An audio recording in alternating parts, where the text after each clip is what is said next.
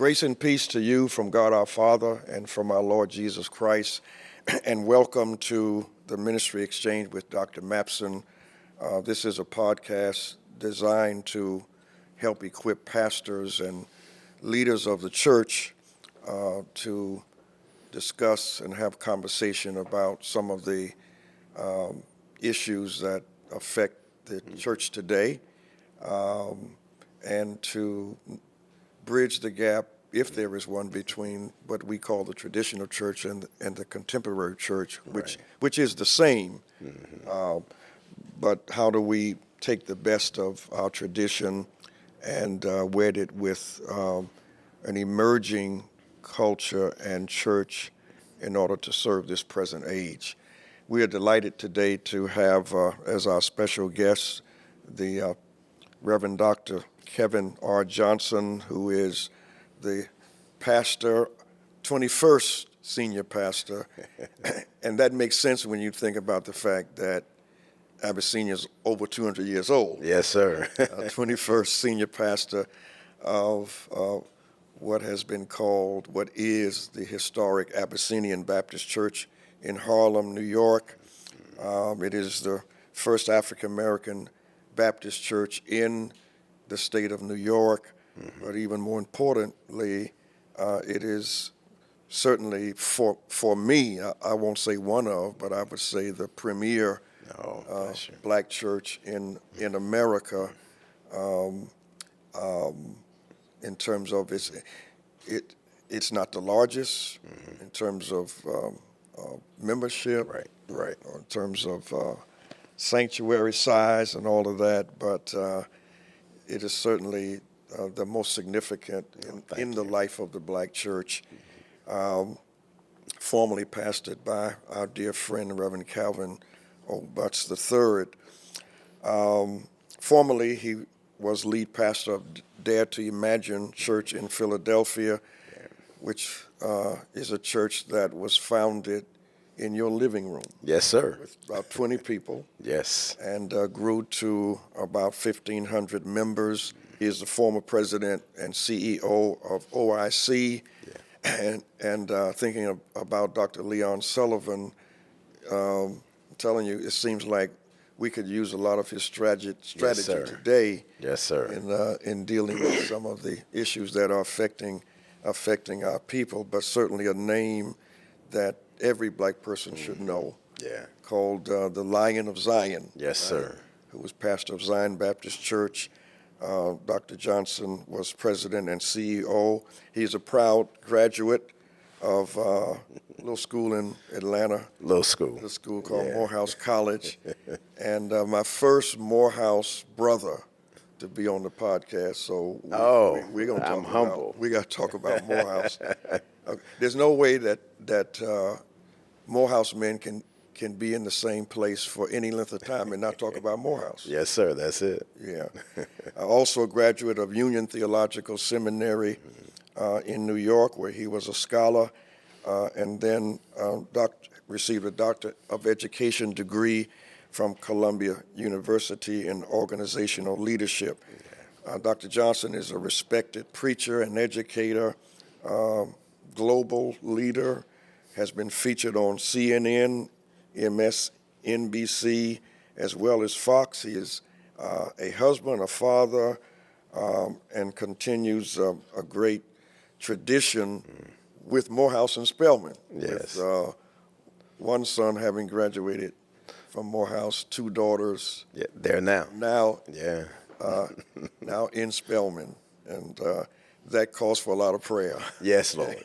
Yes, Lord. And money. And money. As well. And so we're delighted to have you. Dr. Johnson's been a friend over the years, particularly since coming to Philadelphia several years ago. That I just want to begin the conversation by talking about your influences. You're Texan by birth, which is understandable. That you are also a Dallas Cowboy fan. There's no other way to do this. And listen, I mean, I understand that because I'm from North Jersey, and my heart is is I don't know if I should say this, but my heart is still with my New York teams. Yeah. And still trying, though, to embrace Philadelphia teams as well. But in terms of your call to preach and Yeah. influences, when you stand to preach, who are the influences that stand with you and whose voices you hear Yes. as you're preaching? First, thank you for having me on your podcast, The Ministry Exchange. I think this is beyond great. I wish that we had more persons like you, more ministers, more pastors who have that type of vision so that we can help future generations. As far as those who I have looked up to and who are constantly in my ear, it's an eclectic group. There are a number of persons who have influenced me. Obviously, my mentor, Dr. Butts, is a person who influenced my preaching. Dr. Otis Moss Jr. There in Cleveland, Ohio, was someone that I looked to. Dr. Moss, I remember meeting him when I was at Morehouse, and I remember adopting him as my father, even though biologically that is not the case. But I loved his preaching so much so that I mimicked everything, even getting glasses and taking off my glasses and moving them the way that Dr. Moss would do. Others are Dr. Charles G. Adams. He was one of the most brilliant manuscript preachers I've ever heard, and would read the entire sermon, but you felt like he was preaching in an expository way. And then also I would say Dr. Jeremiah Wright. Again, the fieriness that came with his sermons. And lastly, and this is someone who is not a Christian minister, but Minister Louis Farrakhan. And primarily because when you look at his social critique and how he would be able to dissect and deconstruct messages and make it plain for people to be able to hear the message was quite powerful. And there are a plethora of other individuals who have influenced me, but those are some of the principal ones. Yeah. And I, you're talking about Dr. Moss. I too met Dr. Moss when I was a student. Yeah. Now he was at that time, he was maybe probably in his 30s. Yeah. Right, late 30s. Right. And he would come to Atlanta every year to run revival at Union Baptist Church. Yes, that's where Kimi and I were married, at Union Baptist Church. Yes, sir, 1997. And Dr. Moss married us at Union Baptist Church. Is that so? Yes, sir. And I would go out there every night to hear him, and he was the rising star in the Black Baptist Church. And the Civil Rights Movement, with his connection to the King family. Right. And I'm saying this is what preaching is. Yeah. And I've kind of admired him.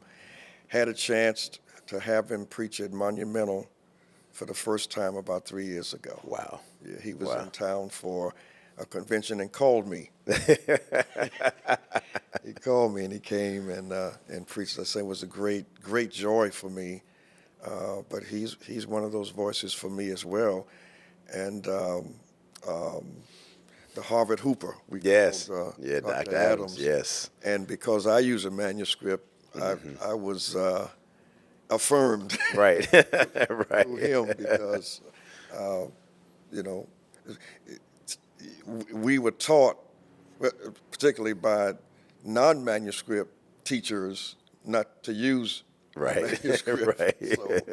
So it reaffirmed that for me. But and then you're a pastor, and that journey to Morehouse. Yes. From Austin, Texas, which is your home. Yes. It was, my trajectory is a little different than most people. People, they will look at the educational pedigree. They'll see Morehouse, Phi Beta Kappa. He has a doctorate from Columbia University. But I grew up in a single-parent household, primarily reared the majority of my life by my grandparents, Sandy and Sedalia Johnson. But my mother had talked to At that time, he was the assistant pastor, Reverend Parker. He's now the pastor of my home church. And told him, she said, "This is my son. I need you to take him up under your wings." And so he started this program called Project Man, MAN being an acronym meaning Men Act Now. And he was a Morehouse graduate. Right. And he was the one who introduced me to Morehouse. Now, that was a little challenge. I didn't do well on standardized tests. My grades were solid, had a solid GPA, but I just didn't do well on SAT, standardized tests. And so first time I took it, I didn't score well enough. And then Morehouse sent me a rejection letter. And then I took it again. They sent me another rejection letter. And the only reason I got into Morehouse is because Reverend Parker called, Wow. advocated for me, and said, "Y'all got to let this brother in." And was admitted. And I never will forget when I learned that I was admitted to Morehouse. My counselor had called me to her office, and she told me the news. And that particular day, I happened to have on a Morehouse shirt, and I ran throughout the halls telling everybody I got into Morehouse. So that's my little journey. But I always think about that. Here it is, rejected twice, but only God. Yeah. Only God. And I notice how you honor Dr. Parker. Yes. Significant events. I had the privilege of being a part of your installation at Abyssinian last year. Yes. He was there. Yes. Just that journey would not have taken place the way it did without him. And, Yeah, every major decision I've made in my life, he has been a part of it. And his wife was the one who drove me from Austin all the way to Atlanta so I could see Morehouse College. So I love the Parkers. They've been very influential in my life. Yeah. Just think about the fact, though, of being able to make that phone call, and if the call was not made. Yeah. If you didn't have an advocate, yeah. If you did, yeah. Absolutely. I share kind of the same story. Wow. I was not a strong student in high school by choice. Yes. I just, Right. maybe that was kind of a rebellion. My dad was a pastor, and I went through a little stage where, if I get grown, I'm never going to church again. Right. And so maybe that was kind of a subtle way of rebelling by just not applying myself. And so, but he kept talking about Morehouse being from the South. As he from Alabama, Morehouse was the cream of the crop for the black church in the South, and so it was just a given that if I did go to college, that's where you were going to go. That's where I was going to go, right? Yeah. And so when the time came, I applied to Morehouse, and I was rejected. Wow. Because of Now, were you the first college? Well, probably not the first college graduate in your family, right? of the fourth. Yeah, I'm the oldest, so I'm the first. You're the first. I'm the first too. Get out. Yeah. It's something about when you're the first. I know for me, my mother was working 3 jobs to put me through school. She worked as a receptionist for the state comptroller's office, and then she had her own floral business, and then she and my grandmother had this private duty nursing business. Now we call them CNAs, but my grandmother had the morning shift from 6 a.m. to 6 p.m. And my mother had the evening shift from 6 p.m. to 6 a.m. And she worked that shift at night 6 days out of the week. And so when I went to Morehouse, I knew I had to do well because my mother was working 3 jobs. And, there's a quote that I live by that says, "Some men and women succeed because they are destined to, but most men and women succeed because they are determined to." Wow. There was nothing that was put into my hands that said I was going to be destined. No, I've just been determined every step of the way. The same experience, similar. My dad wrote a letter to Benjamin Mays. Wow. He wrote a letter to Dr. Mays? Wrote a letter to Dr. Mays. So he knew Dr. Mays? He knew him from afar. Right? That's enough. From afar. And wrote him and basically saying, "Please give my son a chance." Wow. And I got a letter back from Dean Brazil, who was the Yes. dean at the time. And so they admitted me on probation. So I had to maintain a solid average my first year. Right. And by the time I finished, I was on the dean's list. But that letter, and I still have the letter. Yes, I still have my letter. rejection letters too. Yeah. Because somebody spoke up for me. Yeah. Yeah, yeah. Let's talk about it in terms of the Morehouse experience, though, and intergenerational in terms of the prophetic influence that I think comes from Yeah. Mays, but also prior to Mays. And it could be that without a Mays, there might not have been a king. Correct.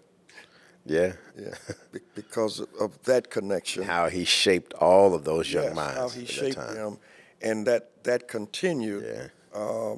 And so I came through Morehouse during the civil rights movement. King was in Atlanta, Yeah. co-pastoring, SCLC. It was a wonderful time to be in Atlanta, and so I caught. And my dad was not afraid to deal with social issues as well. Right. And so I developed that thirst to preach sermons that dealt with people's lives and what they were going through. And so when we heard about the invitation that you had to be the baccalaureate speaker Yeah. at Morehouse, and then the rejection because you had criticized the Obama administration, rightly so, fairly so. I mean, it was that's what we do. Right. That's right. That's what prophets do. And then to get the letter from the president of Morehouse, who is also a minister. Yes. Yeah. And that whole just talk about that, because it's at the heart of how we were taught and what we're supposed to do, as not just go to college for an education and for a career, but to lift our people. Yeah. Yeah. One of the things I love about Morehouse the most is that it is the place that teaches you how to think critically. Yes. It's not that I had not thought critically before, but Morehouse exposes you to the great minds. Here it is, you have professors who are really deconstructing how this country was put together. I remember this one professor talking about apartheid in South Africa, and he talked about how when you build, he said, apartheid is really a scaffold. He said, what a scaffold is used is to build a house or build a building. He says, but after the building has been built, after the house has been built, he said, then you can take down the scaffold. And that was that type of thinking that helped me to start looking at everything in life. How were things built? How did we get here? Why are things the way that they are? And that's what Morehouse helped me to do. With Barack Obama, I was the first clergy person here in the city who supported him, came out. Everybody at that time here in Philadelphia was supporting Hillary Clinton. And I had the audacity to say I was going to support him. I remember there were clergy persons here from black clergy who came to disrupt a meeting that I had because I was supporting Barack Obama. And because I was such an early supporter, and again, everybody can look at Barack Obama now, but at that time, you were going to support Hillary. He was the outlier, but I believed in him. And I saw hope in him. I bought into the audacity of hope. And the first term, you kind of give a person a pass. Sure. And then I supported him the second time. I have pictures with me, with him, with Air Force One in the backdrop, supporting him for his second run. And it was in his first, early part of his second term, I should say, first part of his second term that he was making appointments for his second term. And I started to notice that he was not appointing anybody black. And the only person that he had at that time was Eric Holder. And when you look at all of those cabinet positions, the only person that he had of color, black, was Eric Holder as Attorney General. And so I wrote a piece that had nothing to do with Morehouse. For those who know, I write for the Philadelphia Tribune, and I've written several critical pieces of Democrats and Republicans. And so I wrote this piece called "A President for Everyone Except Black People." And, you know, I was not trying to tear him down, but what I learned about with President Obama is that he responds best when people are holding his feet to the fire. When you look at gay rights movements, they've held his feet to the fire. When you look at Latino community, during his administration, they held his feet to the fire. And so that piece examined his cabinet members as compared to other administrations. And when you look at George Bush, W. Bush, he had more cabinet members than Barack Obama. And when you look at Bill Clinton, he had more. And I laid it out. And, you know, at that time, President John Wilson, he was a little upset because he had invited me to be the back-at-large speaker. Morehouse president. And Morehouse president. And Barack Obama, President Obama, was going to be the commencement speaker. Right. And he thought that I was writing it because I was going to be the back-at-large speaker. That's not who I am. Right. You know, I'm not afraid to speak truth to power. And one of the things that I learned during that period, there are very few ministers who came out to support me. Reverend Butts, Dr. Amos Brown, Yes. Delman Coates, they all came out to support me. But a lot of my friends, very close friends, did not support me. And that was very painful and very hurtful. And I remember a person whose name I'm not going to mention. This person was trying to backdoor. Now, mind you, Morehouse guy. But trying to backdoor and told John Wilson, President Wilson, the president of Morehouse, that I'll be the commencement speaker. And when I found out about it, I called him. I said, bro, why would you do that? I said, we were taught at Morehouse to be prophetic. Yes. And he said something to me which I will never forget. He says, sometimes the prophet has to stand alone. And that was my very first kind of really understanding what it means to be committed to prophetic preaching. And that's why I love Reverend Butts so much. Yeah. Because when I had to have this airport meeting with President Wilson and other board members of Morehouse College, they were trying to negotiate something. Reverend Butts stood there with me. And I share that because many young preachers, they don't want to take the tough stances. Yeah.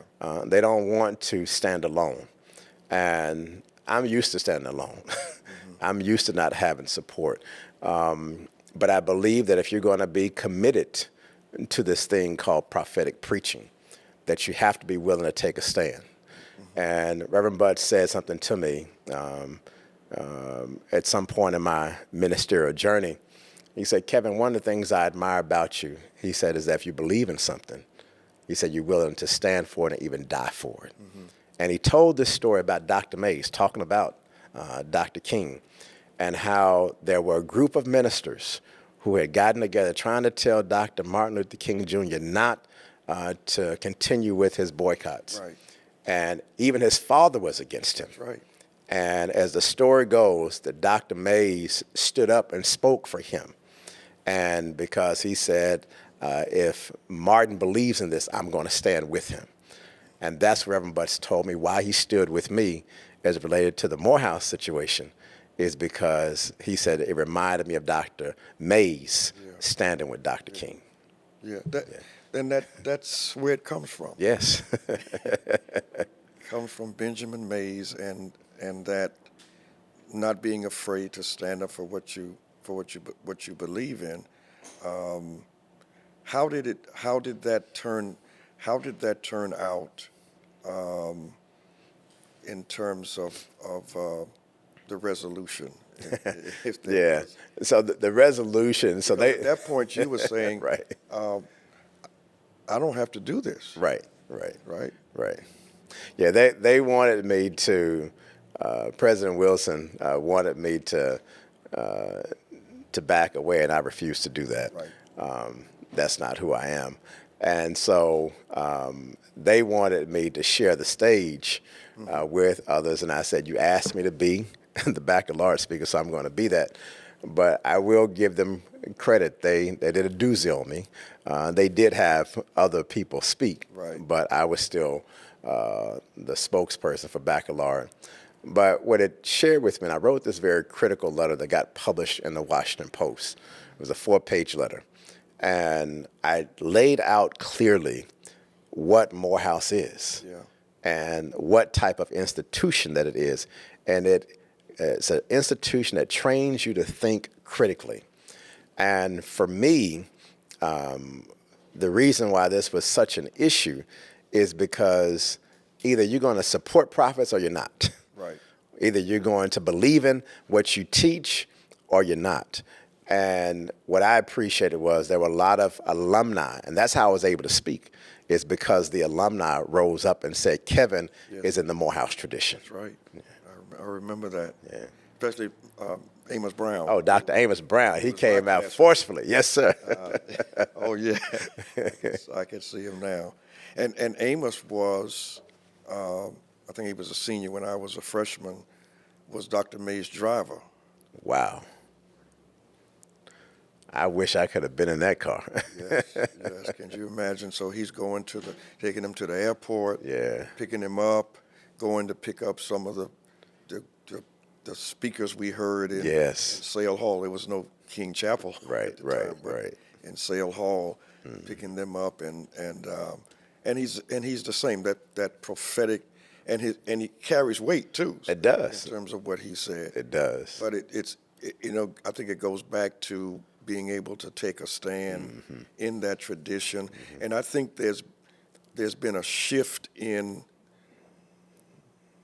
black colleges, how they see their role, Right. particularly when you start having leadership that's, I would say, corporate, business oriented, Right. and not the preacher prophet. Right. Right. Even though this happened Right. during the presidency of a minister. Yeah, I mean, our churches really supported black colleges, HBCUs, and sadly, we don't support them the way we used to. Yeah. And so now they have become reliant upon corporate dollars.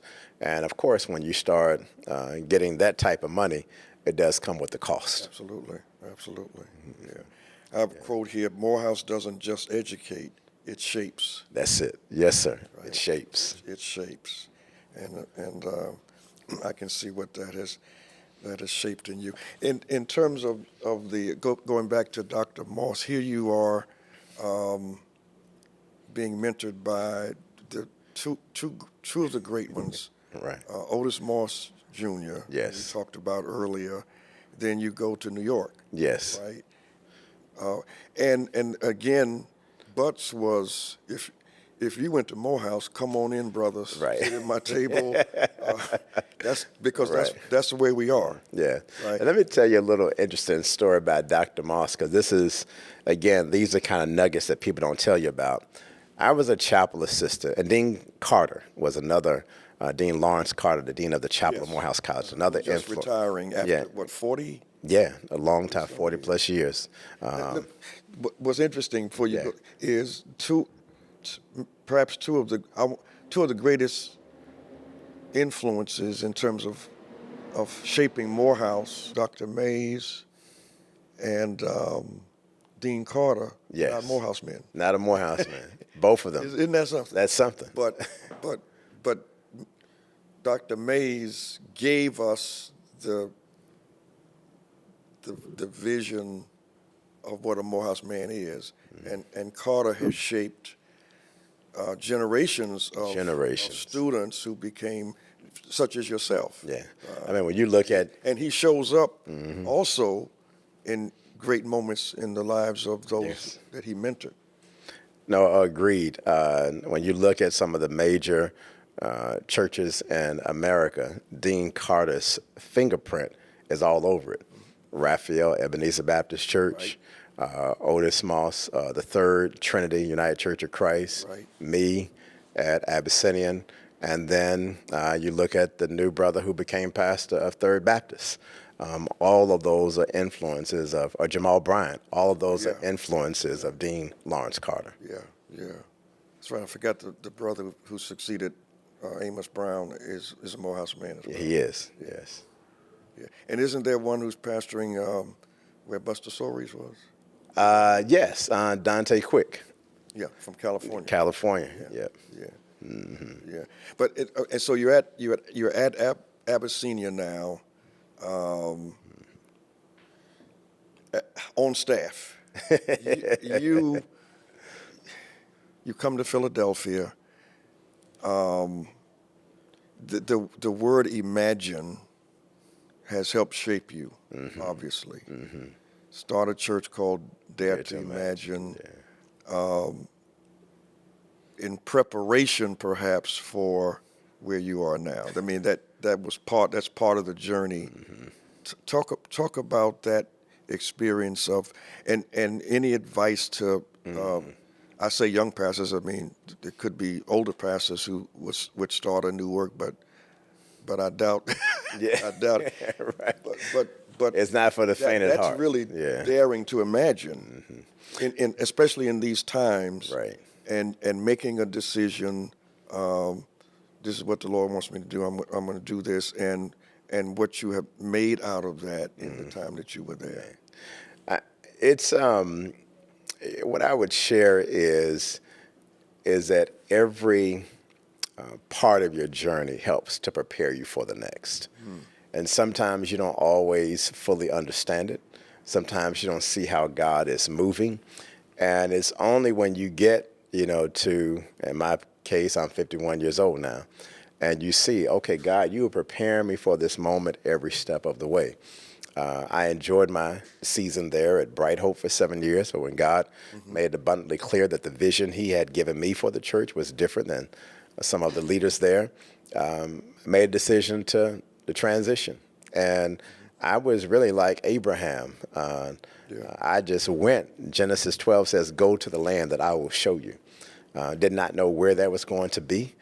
Just stepped out on faith, and ended up starting a church in the house with 20 people that came to hear the vision. And, it's easy to look at what Dare to Imagine has become, but I remember that day like it was just on November 30th, 2014, and wondering, would these 20 people who came to the house really buy in?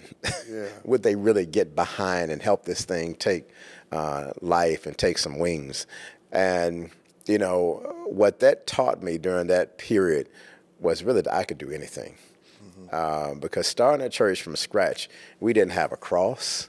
We didn't have communion trays. We didn't have offering envelopes. We had no building. We had nothing. Right. And I remember going to this Christian bookstore out on Cheltenham Avenue, and I literally had a nervous breakdown, crying profusely as I was purchasing the communion trays, because I said, God, we don't even have communion trays. How is this going to work? And I remember using my own credit card to purchase the communion trays. And but I believed in what the Lord was going to do. And actually, the name Dare to Imagine came from a capital campaign I started at Bright Hope. Right. It was called the Dare to Imagine Capital Campaign. Right. And you had your banner. Yes, right. Behind the At Bright pulpit. Hope, yes. I remember that. And when God made it clear it was time to transition, I just kind of prayed about, God, what should this name be? And Dare to Imagine just came up. And really what the whole thing about daring to imagine, it was really to try to help people to think bigger, to understand that God can do something really great in your life. Because many times we just think too small. And I know from my own life, I have had so many instances where I've had to believe in myself and imagine new possibilities. And that's what I'm really on a mission to do, to help others to dare to imagine and to live their best life as well. This episode of the Ministry Exchange is brought to you by our partner, Terry Funeral Home, Incorporated. For over 85 years, they've served families in the Philadelphia area with care, compassion, and consistency. Under the leadership of Gregory T. Burrell, Terry Funeral Home has become a trusted name, offering guidance and support when it's needed the most.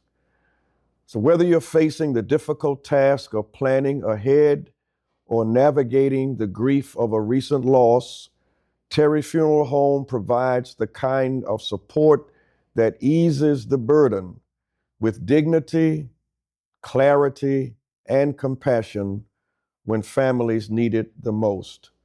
To find out how they can serve your family with care and confidence, visit terryfuneralhome.com. And thank you. But in terms of the technology piece,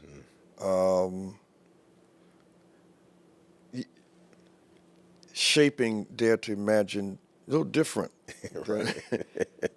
than most of our churches. Right. But then people buying into that, and then that has, we'll talk about going back to Abyssinia, but you're carrying that with you, Right. and taking an old congregation, blending it with a new vision for this age, but starting it Dare to Imagine. Yeah. You were doing things that ahead of what most of us were doing. Yeah, the Dare to Imagine, again, experience forced me to think about church differently. I knew I could not start the Dare to Imagine Missionary Baptist Church. that was just not going to happen. Right. And so one of the things that I challenged my team with, I said, we are not going to think outside the box. We're going to think as if there is no box. And it was really those marching orders that really began to shape from technology to the way in which we thought about things theologically, because we firmly believe that we could not think outside the box, because when you think outside the box, you've already put yourself in a box. And so we had to think as if there was no box, Right. no parameters. And that's when we really started to embrace technology from, before. I remember this one preacher, I was in the grocery store, and he said to me, what type of name is for a church called Dare to Imagine? You should have called your church St. John or St. Matthew, Baptist Church. And I just listened to him. And then after COVID hit, I saw him in another grocery store. And he said, man, I take back everything I said. Now all of us are daring to imagine. But I just think that, many times in church, we tend to look at this as the way we have to do it. And part of the approach was, in order to reach a new generation, you got to try some new things. And that's one of the things I realized, not only just with the work that we did there at Dare to Imagine, but also how that work at Dare to Imagine prepared me for the work I'm now doing at Abyssinian, just because Abyssinian, yes, it has been around. It's one of our oldest churches in America, founded in 1808. But the reality is that every church has to evolve. Yeah. And so I know that God has called me there to help even Abyssinian evolve. Yeah. When you look at the concept of teamwork, because that's, you mentioned team. Yes. And the importance of that in terms of a model of ministry that many pastors are not comfortable with, is that we got to do the whole thing, Right. all of the thinking, all of the planning. Right. But it's the concept of team. Moses, Yes. the advice Jethro gives to Moses, and being comfortable with the thoughts of others and the critique of others, because it's the team that's going to make this work, and not just so that even when if you're no longer the pastor, that everything is in place for the work to continue. Right. Right. Yeah, and that's the team part is key. And Dare to Imagine would not be what it is if I did not have the team member of my wife, Kimya, there with me. She believed, our children, they believed in it, the membership, they believed in it. And one of the things I often try to share with, others is that you can't do this by yourself. John Donne said no person is an island unto him or herself. And I firmly believe that if you want to do something great, that it has to be beyond you. And I've also tried to build ministries so that even if I am not there, that the ministry continues because you've built the teams that help everything continue to move forward. Right, right. Yeah. Talk about, you mentioned your wife. Yeah. Lovely woman, and your children. It's, you've always prioritized family. What are the challenges of being a pastor and a husband and father? Just came off vacation with family. Right. Went to Egypt. Yes, sir. Yeah, I mean, so it's just in terms of how have you give us some ideas in terms of the importance of family in the life of a pastor. Yeah. What I will say is what people may see now if they look at my, social media posts is totally different than the way I started out in ministry. Now I'm more family focused. When I first started out in ministry, my priorities were not right. And I admit that. My priorities were God, church, then family. And it wasn't until I was at Bright Hope and there was going to be a funeral on the family wanted to be on a Saturday. And I had already missed a number of my son's soccer games. And I had made a commitment to him that I would always attend his tournaments.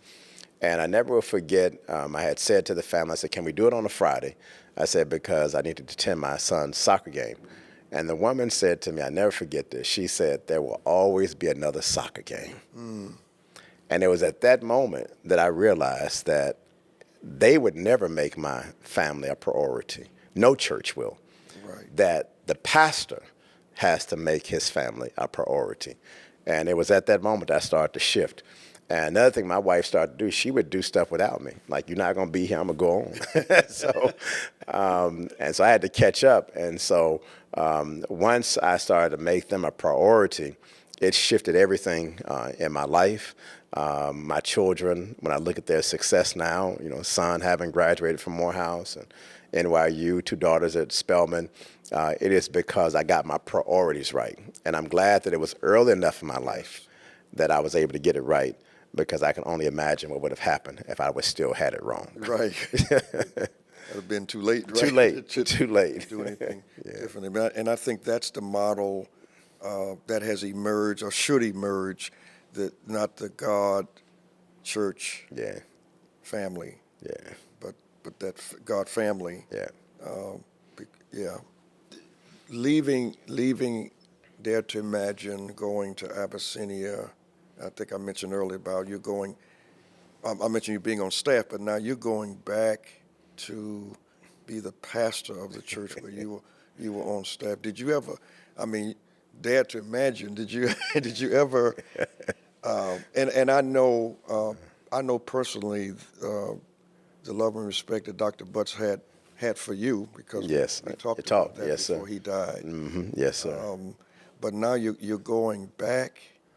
I mean, what is that like? And first of all, the decision that I'm going to do this, because you didn't have to. Right. I think as pastors, we look at where we are, what is known, what we have, comfort zone, and you know pretty much your future can be solid where you are, particularly after what you've done. Right. But to leave that and go to Abyssinia, what was that like in terms of God's leading, and did you have to think about it a long time? You know the story about the preacher who said, told his wife he was called to this big church, and she said, well, what you gonna do? He said, I'm gonna pray about it. She said, well, you pray while I pack.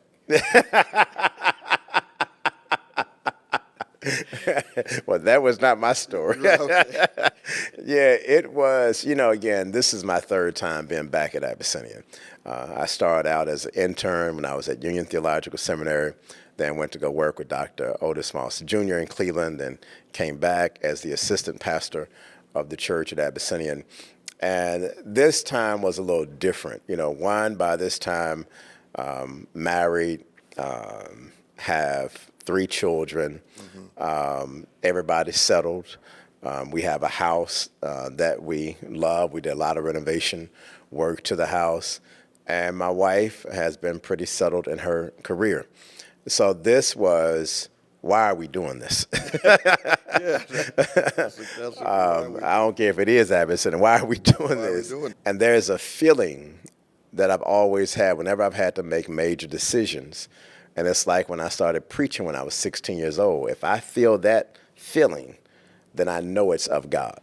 And it sent me into, I never forget the first time Reverend Butts reached out to me. And he asked me to come and preach in August of 2021. And I preached, and he sent me a text. And the text simply said, great job today, great seeing you and the family. Then he says, I have people asking about you in Atlanta, San Francisco, New York, about your availability. And I said, availability to preach? And he responded back, he said, no, Negro, to be the pastor.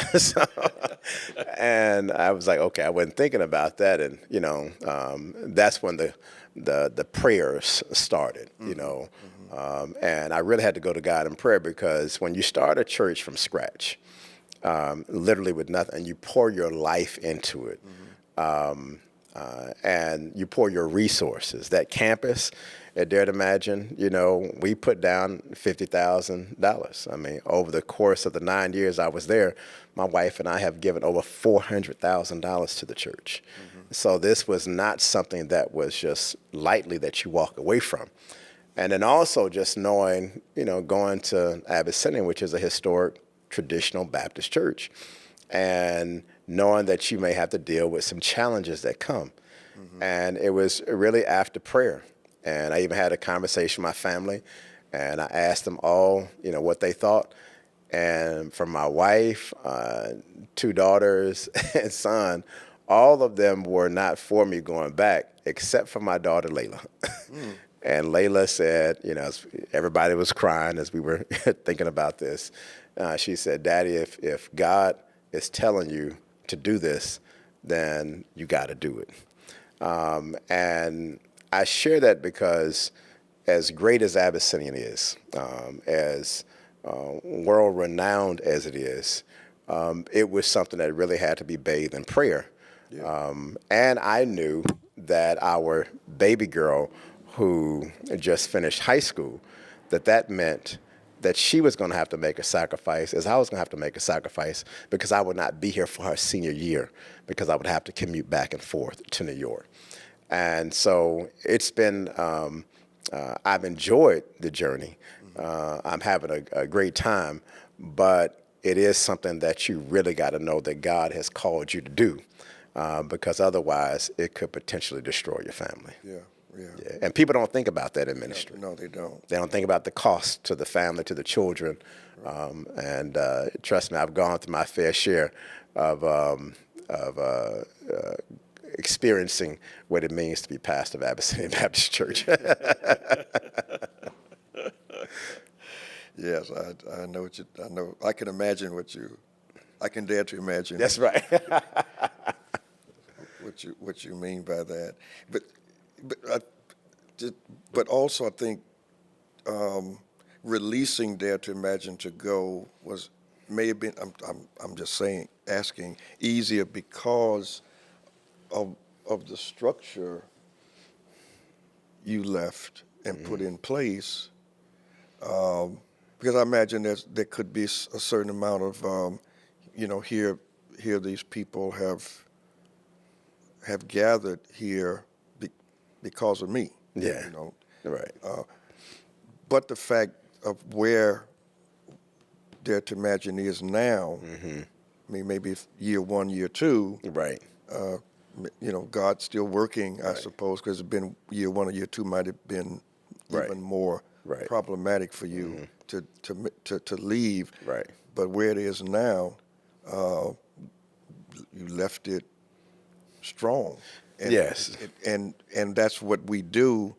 We're on assignment, and I don't know if people always Right. understand it. When I left my first church, I didn't have to leave. Everything was going well. Built a new church. Right.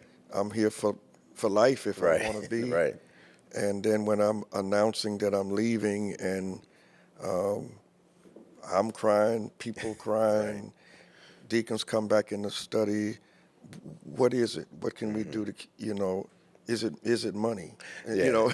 And I say, my response was, if I had to go for less, I've Right. still got to go. Right. Right. Right. Yeah. And you just said something. So for me, you've been pastor of a church. You've always had to leave a church to go to another church. The difference with my process from Dare to Imagine to Abyssinian, it became public. And so I had to be honest with the people. Remember? Yeah. I never forget, there was an article that came out in January of 2024 that announced me as one of the finalists. And I was at this coffee shop, and I had to end up putting together something to tell the congregation, because we live in an age of social media, so they're going to find out. So I had to walk them through and help them to understand that all pastors are simply stewards. Yeah. All we are here to do is to serve for the season that God has given us. Sometimes we have longer seasons, sometimes we have shorter seasons, but we're stewards. This is not our church, it's God's church. Even though God used me as the founder, it's not mine. Right. It belongs to God. And just like, when you look at Abyssinian, Reverend Butts was there for a season, Dr. Proctor was there for a season, Adam Clayton Powell Jr. and Sr. were there for a season. All of us are just stewards.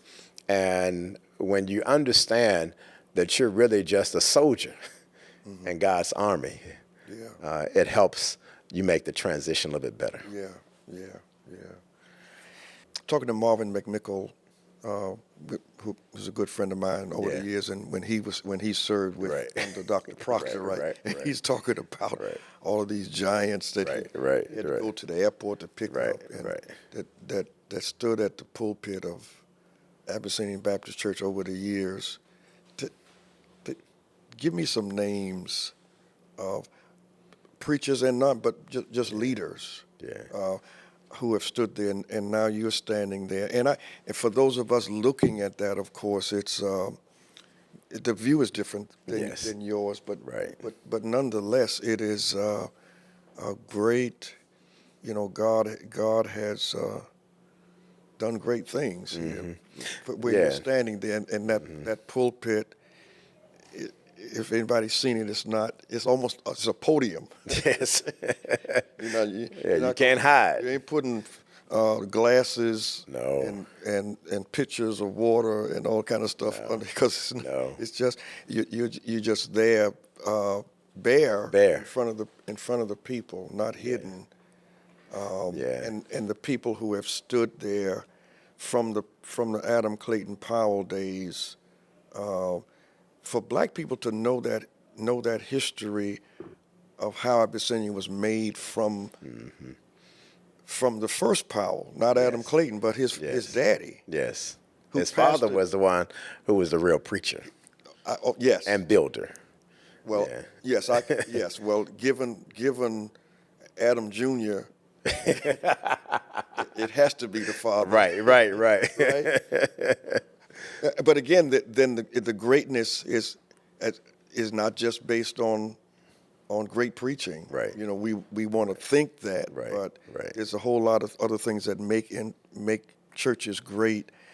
But that whole legacy of where you stand now, just in closing, just what does that mean to you? How do you see the future, there, but also of the black church, and taking it into a season of kind of a digital social media piece that was there to some extent, but you, based on what you have done, you're taking it even further. Yeah. 300 people have joined Yes.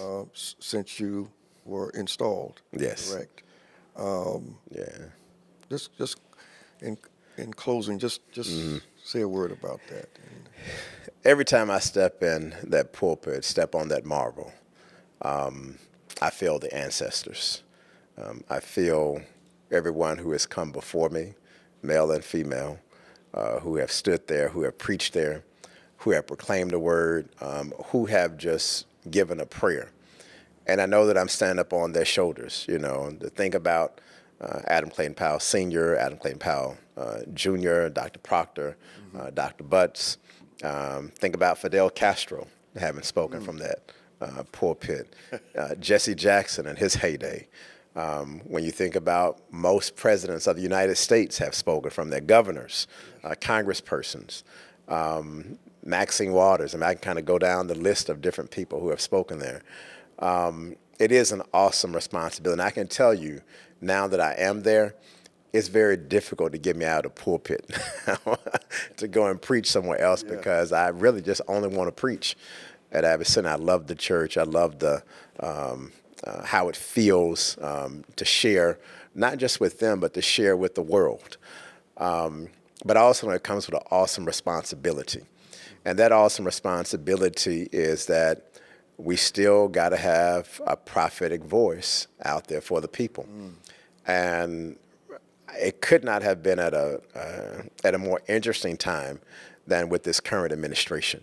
Yes. And I have several sermons that have gone viral, but one of them was right after this year started in 2025, and all that 47 was doing to bring about fear. And I remember preaching this sermon called "We Ain't Scared," and I preached another sermon called "You Will Not Erase Us."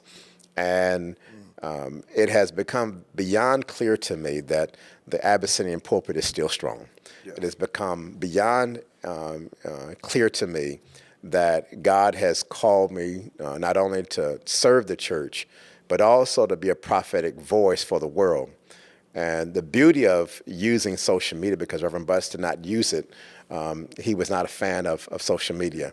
But because I do embrace it, it has become an opportunity to take the messages and to share them with the world. And one of the things that I am going to do now that our platform is really growing is not just for people to hear my voice, but to hear the voices of those before. You know, I'm going back now and telling the team, go and get some of Reverend Butts' sermon so we can play that. Because while he may not have been a fan of it, I want to keep his memory alive, and social media will help us do that. I want to play, clips from Adam Clayton Powell Jr. Again, the social media, to me, if you use it right, it can become a great educational tool for generations, especially in this world right now, with this man trying to erase our history and erase our legacy. We plan to use it as a way not only to speak to the current generation, but to remind generations of today from whence we have come. Yeah, thank you so much. Yeah. And pastors today, particularly our younger pastors, they may not pastor in Abyssinia, but if you have 25 people, Right. the prophetic message still has to come forth. That's right. That's right. Right. Especially. And I think we've somehow got civil rights fatigue or something and moved away from kind of a preaching now that is more culturally informed than prophetically informed, Right.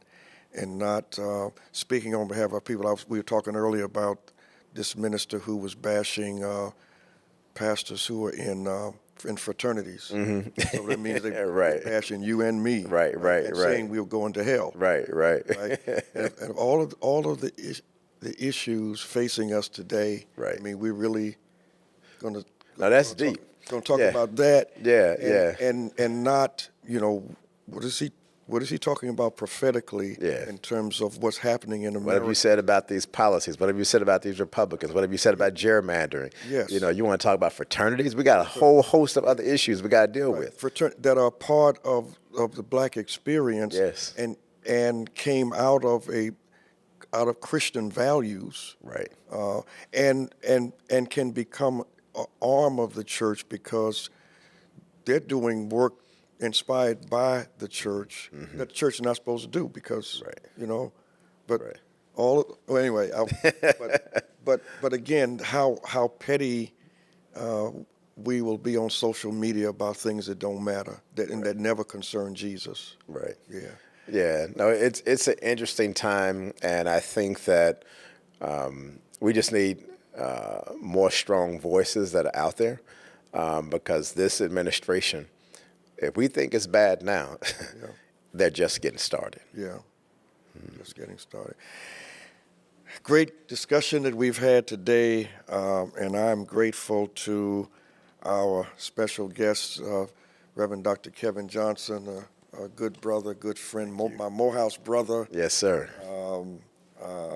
And always good to see you again and congratulate you. Thank you. Blessings to you on the great work that you're doing, you and your church and wonderful family. And if you find this podcast of value, we ask that you would be sure to subscribe to the Ministry Exchange so that you won't miss any episodes. Remain connected with us. May God bless you.